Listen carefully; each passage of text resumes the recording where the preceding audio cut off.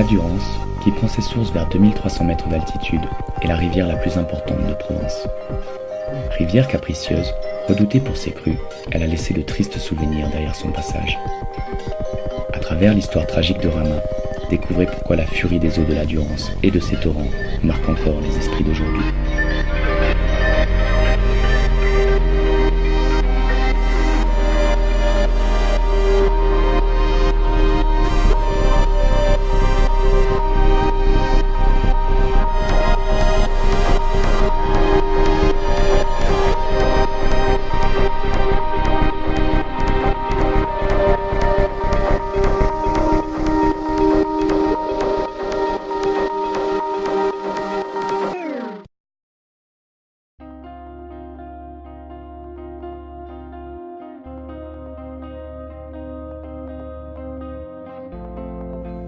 Comme le décrivent les gobelets de Vicarello, un itinéraire antique, la Via Domitia, reliait Cadix à Rome en empruntant la vallée de la Durance. La cité de Rama, inscrite sur cet itinéraire, était bâtie sur la rive droite de la Durance, entre La Roche et Champsella. Il n'en reste aujourd'hui que le souvenir d'une époque lointaine. Alors les premières traces montrant une existence du site de Rama, elles sont d'une part archéologiques et d'autre part historiques. Et on a par exemple donc les gobelets de Vicarello, qui sont des petits gobelets d'argent qui ont été trouvés à Vicarello, qui datent du 1er siècle avant Jésus-Christ et sur lesquels sont gravées plusieurs étapes sur cette fameuse voie romaine de la Via Domitia. Et donc le nom de Rama y est inscrit. Et il figure également sur la carte de Peutinger, qui est une copie médiévale d'une carte des voies romaines, de l'époque romaine. Cependant, sur le terrain, les preuves qui prouvent l'existence du site antique n'ont été découvertes que depuis peu. Ce sont des Briançonnais, des habitants du coin, qui en se baladant en hauteur ont vu le tracé des vestiges qui sont enfouis très en profondeur et qui ont fait l'objet ensuite ce qu'on appelle une prospection géophysique en 2005 et d'un sondage archéo en 2006. Et il y a bel et bien des vestiges. On a bel et bien retrouvé des tegulae, des morceaux de briques qui sont typiquement antiques. Et donc on sait que le site a été occupé pendant plusieurs siècles à l'époque gallo-romaine. Un peu plus loin, sur le site de Rama, l'on peut observer des ruines encore visibles aujourd'hui.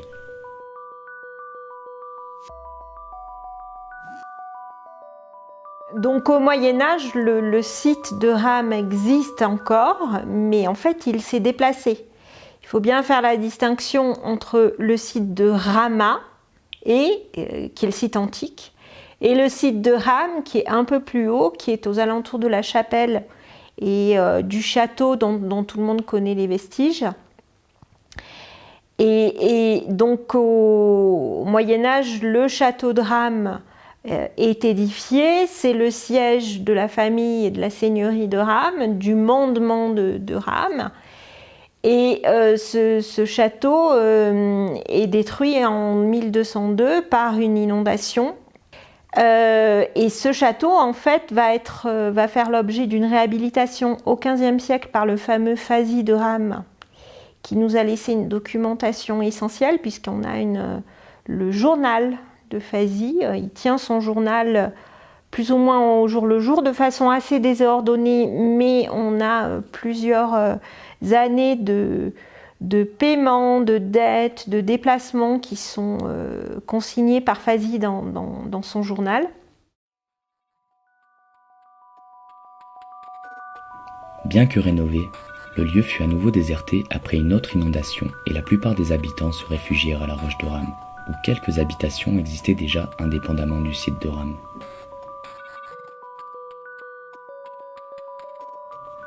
L'on dit que c'est la catastrophe de 1202 qui aurait été la plus destructrice. Comparable au déluge, c'est à cette date que le site antique de Rama aurait été rayé des cartes. Le barrage naturel d'un lac, situé en amont, chargé par des pluies torrentielles, céda et libéra ses eaux dans le torrent de la Biesse.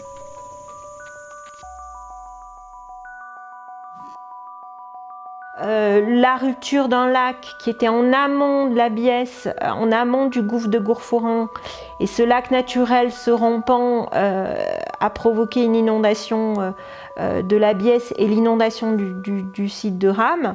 Cette inondation du XIIe siècle nous avait déjà été mentionnée lors de notre enquête sur la légende de Saint-Guillaume.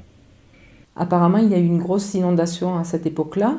On a refait les digues du Guil, nous, il y a 3-4 ans, donc il y a eu toute une enquête qui a été faite et qui a duré une dizaine d'années avant, sur toutes les inondations qui avaient eu lieu. Et il y avait au XIIe siècle une inondation qui a été répertoriée. Déjà, c'était la première, donc, et ça correspond à nous, à notre Saint-Guillaume. L'un des bergers qui gardait le troupeau des moines administrant ce monastère, donc le fameux Guillaume, avait averti les moines de l'imminence d'une catastrophe et leur avait conseillé, averti par l'ange, qu'il fallait déplacer le site du monastère pour le remonter un peu plus en hauteur et le préserver de l'inondation.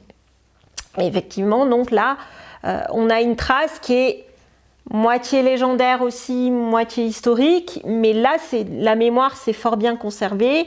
Le site fait toujours l'objet d'un pèlerinage. Par contre, archéologiquement parlant, on ne sait pas où se trouvait le monastère de Calme avant sa disparition à l'époque de Guillaume le berger. Quand les légendes et la parole orale se rejoignent, on peut trouver d'autres traces de ce que les catastrophes ont laissé sur leur passage. C'est le cas du rocher du Ristoura, non loin de Rama. Ce rocher de plusieurs tonnes est un exemple intéressant qui illustre bien ce que peut faire un torrent qui gonfle. Au quartier de Géraud, effectivement, un bloc énorme, d'ailleurs il y est toujours, ce rocher, je ne sais pas combien de tonnes il fait, et bien par le torrent de là-bas qui était en crue, il a emmené ce bloc énorme qui est venu protéger, enfin bon, il s'est arrêté là comme ça, et en réalité, il protège une chapelle du village. Alors la légende veut, on ne sait pas la légende d'abord. Il s'appelle le torrent de l'Ascension, parce que tous les ans, au moment de l'Ascension, le torrent fait comme une grosse inondation, tout simplement parce qu'au lac de l'Ascension, au départ, au déversoir du lac, il y a une espèce de gorge qui se comble de neige. Donc cette neige fait un bouchon, et quand la chaleur arrive au moment de l'ascension, au mois de mai, le bouchon craque, et à ce moment-là, le lac se déverse très fort. Ça dure un jour ou deux, pas plus. Et la légende veut que ce torrent de l'ascension ait embarqué ce gros rocher qu'on appelle le Ristouras, je ne sais pas d'où vient ce mot, et ce Ristouras était descendu dans les gorges du Jacet, ça s'appelle le Jacet, les gorges là, était descendu et s'est arrêté pile derrière la chapelle. C'est pour ça qu'on dit il protégeait la chapelle, etc. La chapelle Saint-Roch. Mais ça, c'est de la légende. Aujourd'hui, ces histoires inspirent encore, comme ce conte contemporain, Le rêve de Gargantua.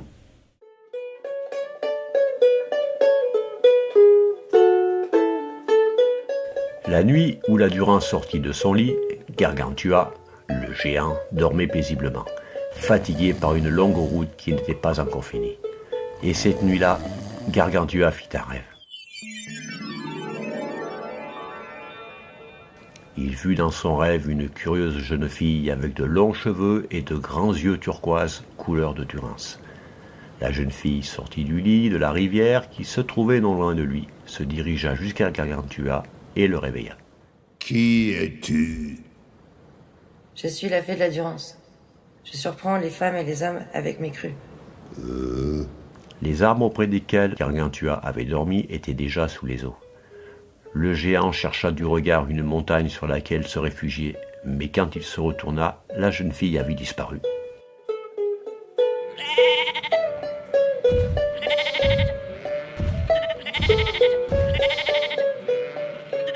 Au sommet de la montagne se trouvait un jeune garçon et ses moutons. Il n'avait qu'une main et l'attendait Gargantua, qui le fixa sans trop comprendre. « Qui es-tu » ? Je suis Guillaume, le petit berger. Tu vas devoir partir d'ici si tu ne veux pas être enseveli par les eaux de la Durance. L'ouragan s'approche. Regarde, le ciel est déjà noir. Dépêche-toi. Va dire aux hommes du village qu'ils ne doivent pas rester si près de la rivière. Gargantua n'eut le temps de ne rien dire que le petit berger avait déjà disparu. Quand Gargantua arriva devant le château du village, un seigneur en sortit. Il portait une coiffe de couleur de feu et un bouclier aux armoiries de sa maison. Qui es-tu? Je suis le seigneur de Ram. Va-t'en d'ici, géant. Quitte ce château avec tous les tiens et tous tes serviteurs, tes bêtes, tes pièces d'argent, tes oiseaux, tes fleurs, tes coffres et tes tapisseries.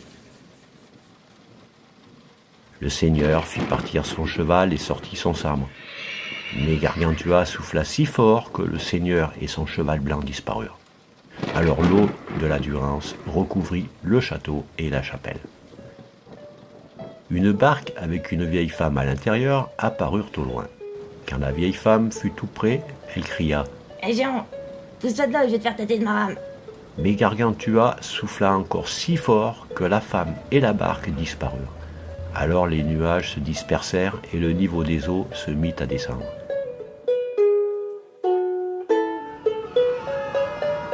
Cependant, une chapelle toute blanche, non loin du torrent de l'Ascension, subissait encore la furie des eaux. Notre géant poussa alors un énorme rocher au sommet de la montagne qui descendit lentement avec un bruit de tonnerre dans le torrent de l'Ascension. Il s'arrêta près de la chapelle et ne bougea plus. Les oiseaux se mirent à chanter, les cloches sonnèrent et on appela ce rocher le Ristoura. Ne construisez plus vos maisons plus bas que ce rocher. Il vous protégera des crues du fleuve. Les villageois, heureux d'avoir été épargnés par les crues, acclamèrent le géant pour son aide et le remercièrent. Gargantua se réveilla alors.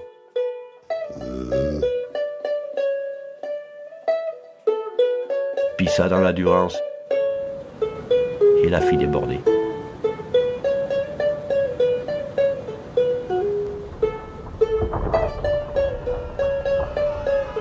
Les villageois le chassèrent et on ne le revit plus jamais par ici.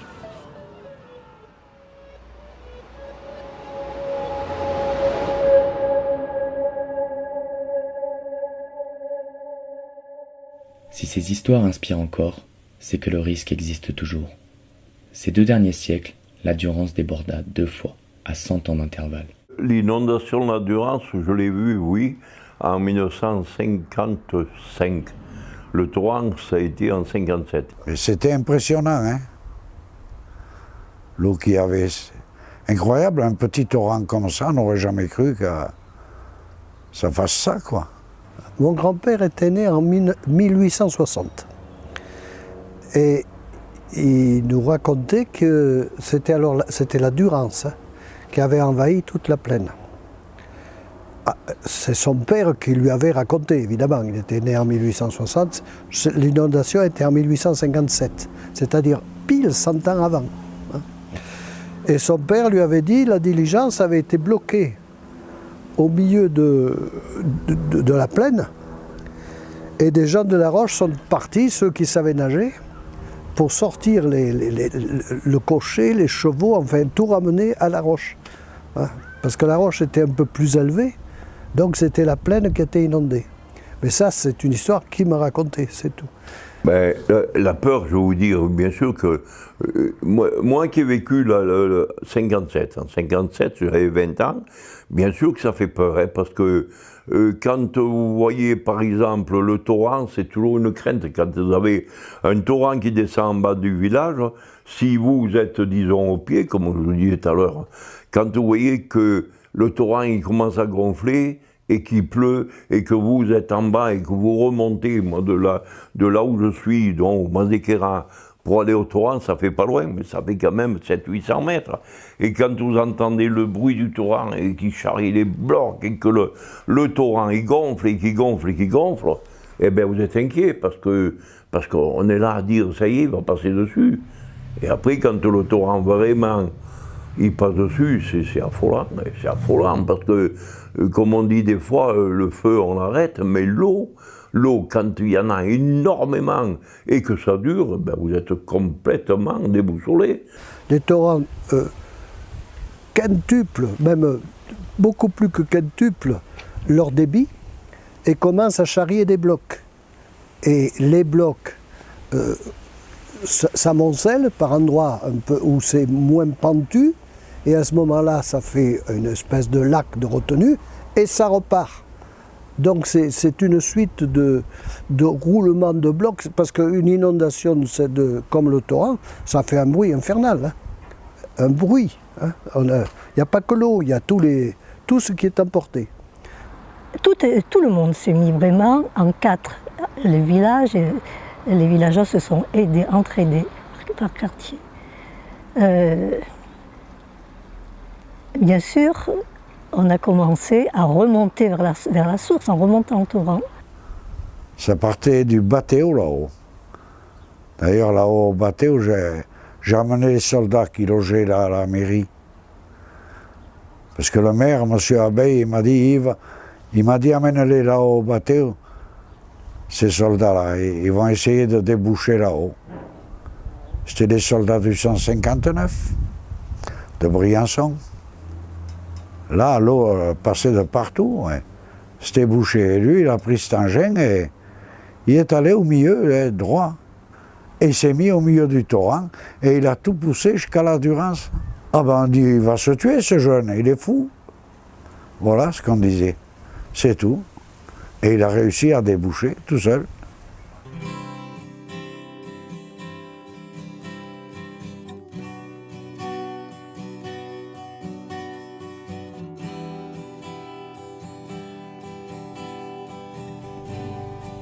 Il y a toutes les raisons de se méfier des caprices de la nature en général, et des inondations en particulier, cela même dans les montagnes.